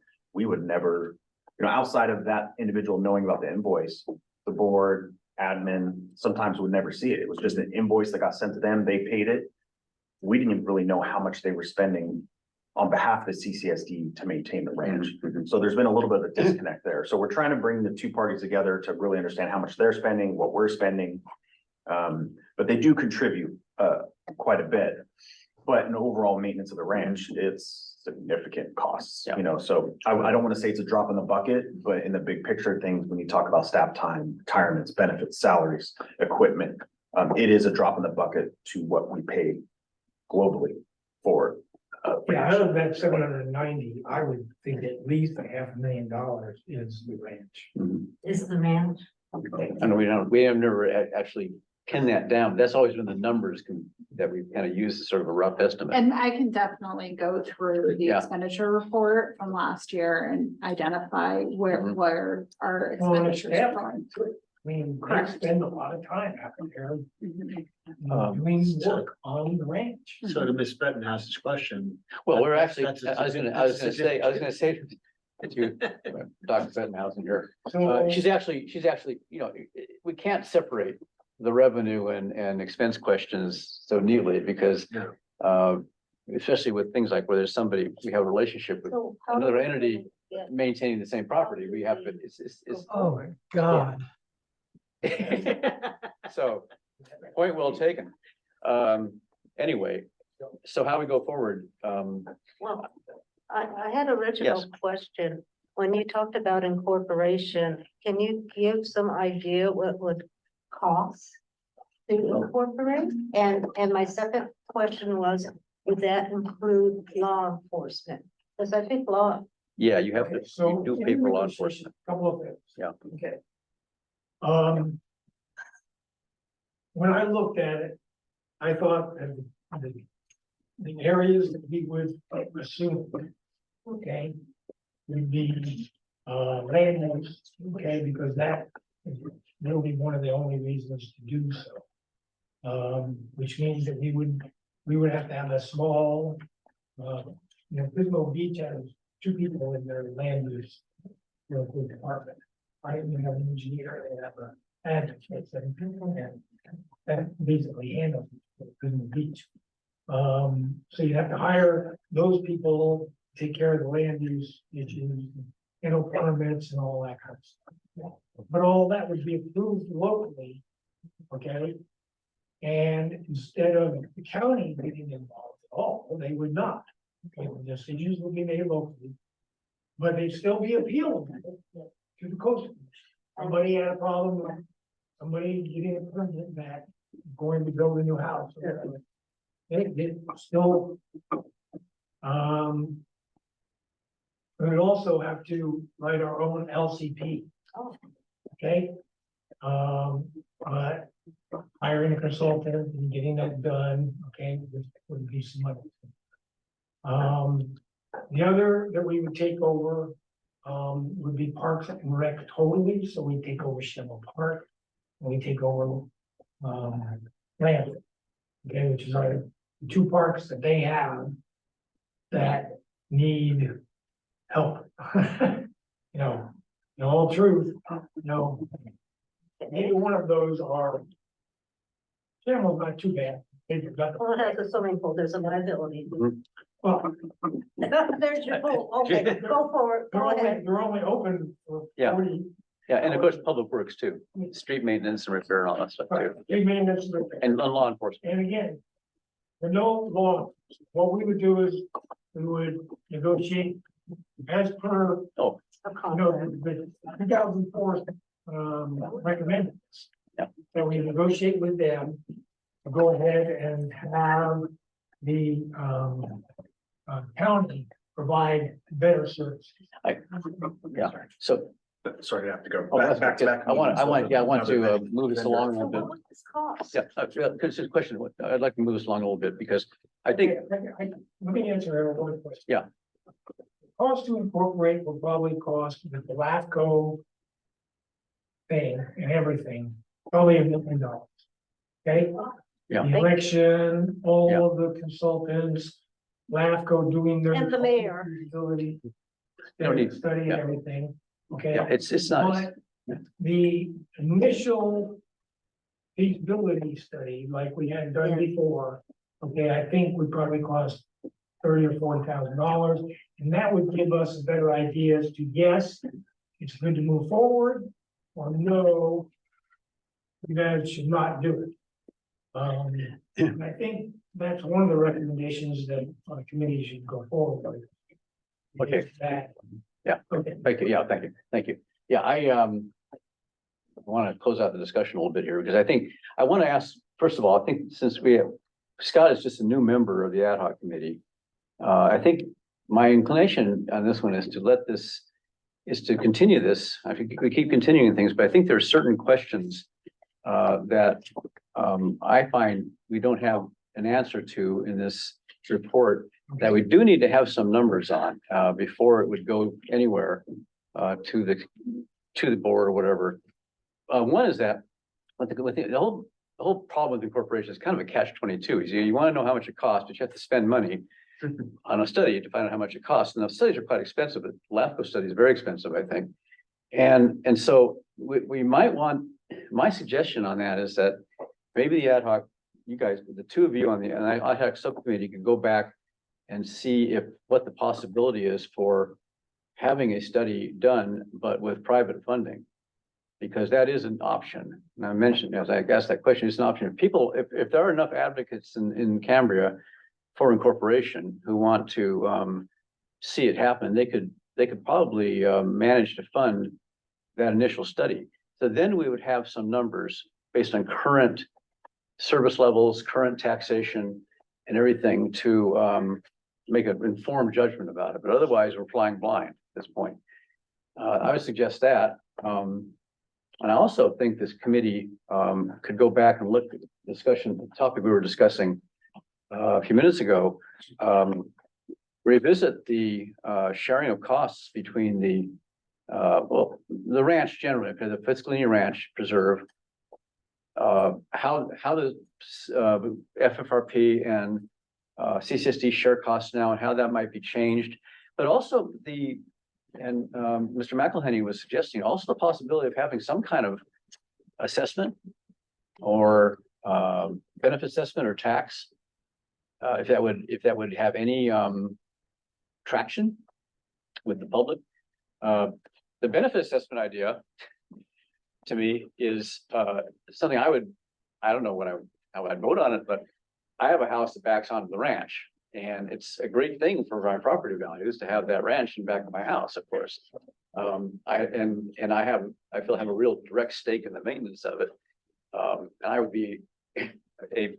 be both a beneficiary and a payer of the benefit assessment.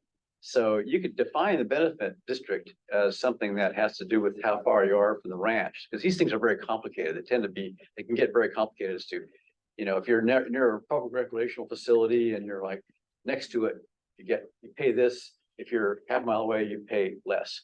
So I don't know about the feasibility of it, but it struck me as something when I was reading this, that that's something that's possible.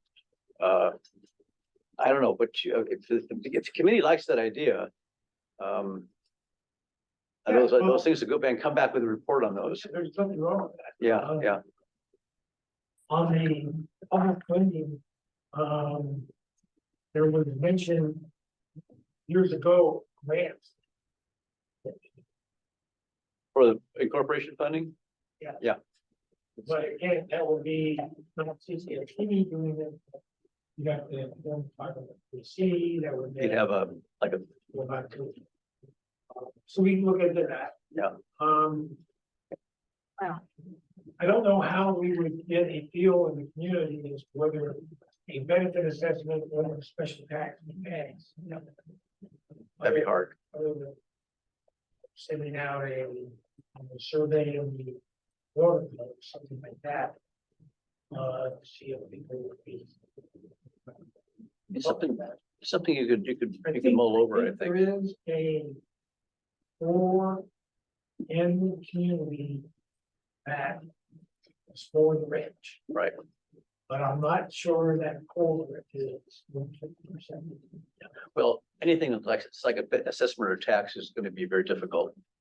Just go out of the gate, obviously. But Yeah, the good thing about a corporation is that you're taxing visitors. Okay, instead of. Well, it's the toilets, on Leedsville Beach, in the hot tubs. well, I noticed there's one, I mean, one of the comments or one of the things in that study, that questionnaire said that you need growth to make it work. And I think given our tax structure, I think the growth that's talking about is the growth in visitors. Because the growth in residents there isn't going to be much growth in residents, but that doesn't really create much tax revenue as opposed to growth in visitors.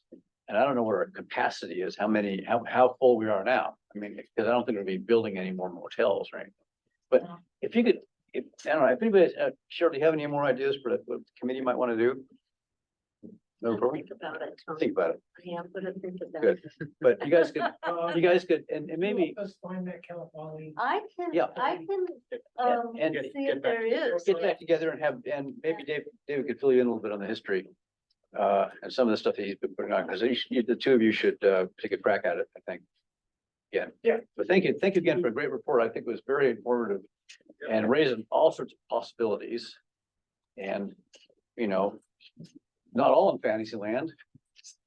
Can I just interject one comment? And this is more about the expenditure question. And I just want to say that I know General Manager Matt Mulhaney and myself routinely are looking at ways to assess our expenditures and reevaluate them. And just for one example is for FNR specifically, we've done deep dives into the expenditures that we're contracting out Mhm. with different vendors and Right. trying to bring in-house, doing the cost benefit analysis of if we bring it in-house and if we have the capacity to do it and what and evaluating, and we have either eliminated certain contracts or cut back on contracts with outside vendors. Okay. Sorry. We have It's to, distracting, outside vendors, Yeah. so hopefully, you know, as those expenditures change, maybe we can. Just getting started. because, there's a Yeah. lot just getting started on with Well, it's the all branch food- maintenance. 'Cause Food for thought. you got all- Whole Yeah. thing. you got a lot of contractor work that's been done, especially by one contractor, that I know you're examining, which is, Yeah, probably gonna give you some, Yeah. produce some savings, I think, once you finish So- with it. Tom, can Yes. we have an open meeting with Kitty and those people? I mean, to bring it openly? Well, we can Is talk, that- actually, let's talk about in future agenda items. You might want to bring that up. I have one more item we have to get through before future agenda items. That's five B, which is hopefully simple. We, as I mentioned at the beginning of the meeting, we had a bit of a, conflict that was created when this, schedule was approved, for December 5th.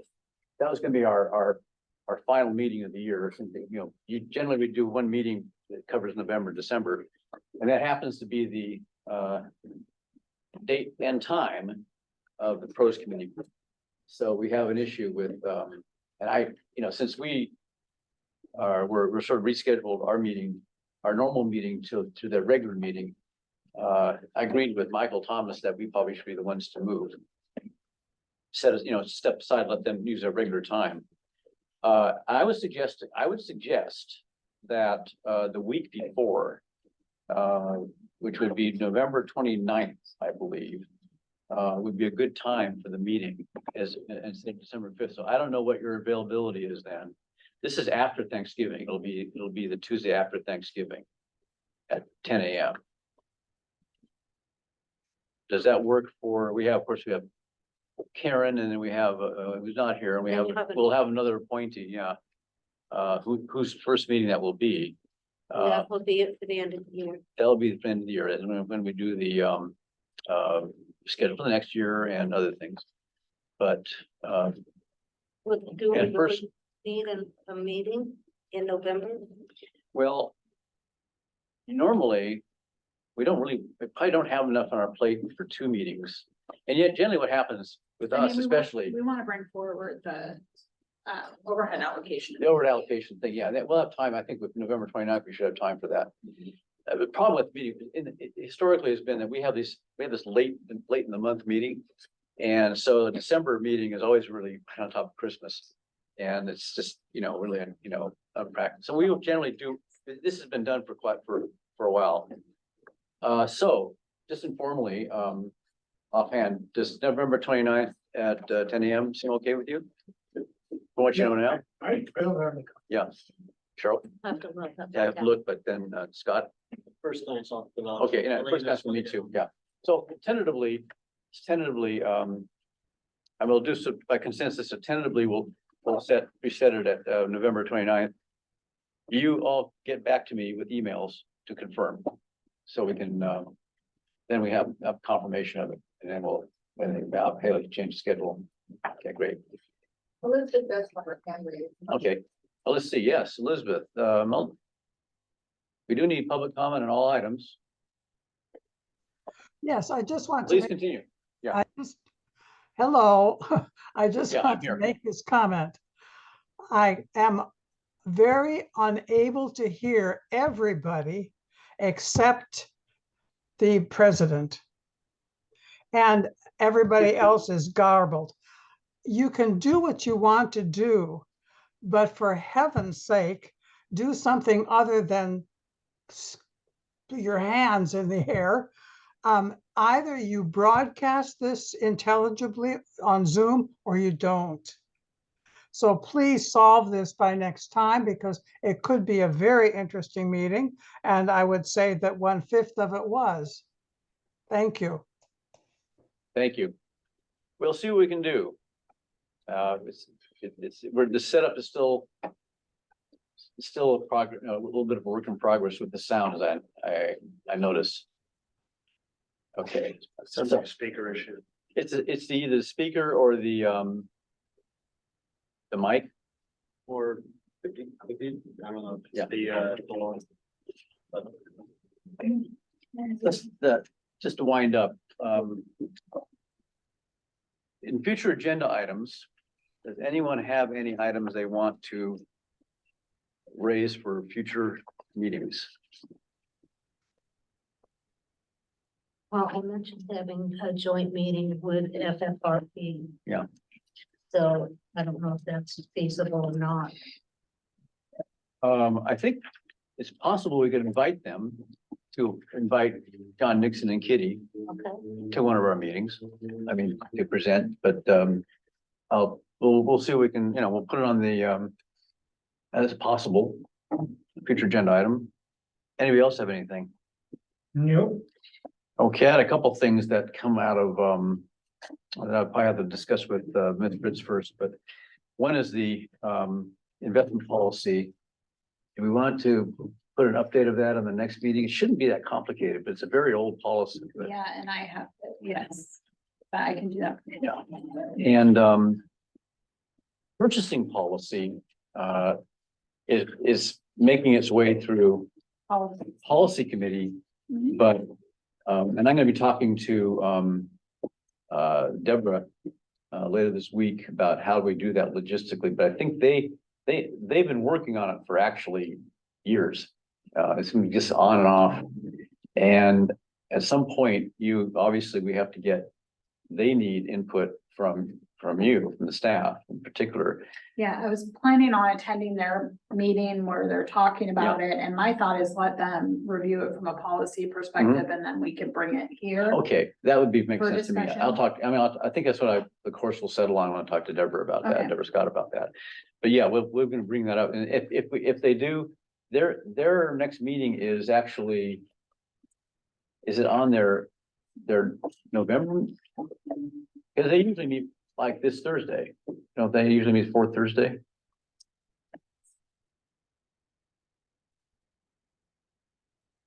And she mentioned to me that was the only item on their agenda, but.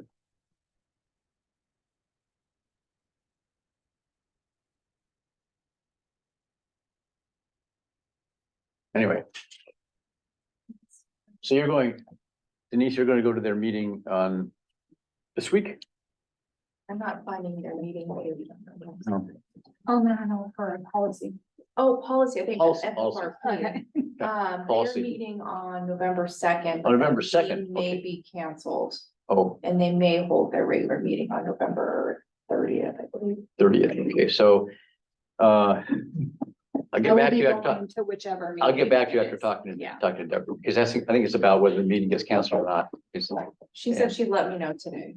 Okay, great. But my thought was to let them go through. Let them it. go through their finish it and then bring it out and we can take it from there. I think that's the simplest thing to do. Okay, that's all I had.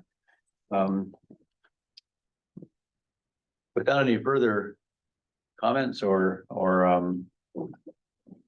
suggestions, I hereby declare this meeting adjourned at 11:54 a.m. Should Mr. Secretary. Got it.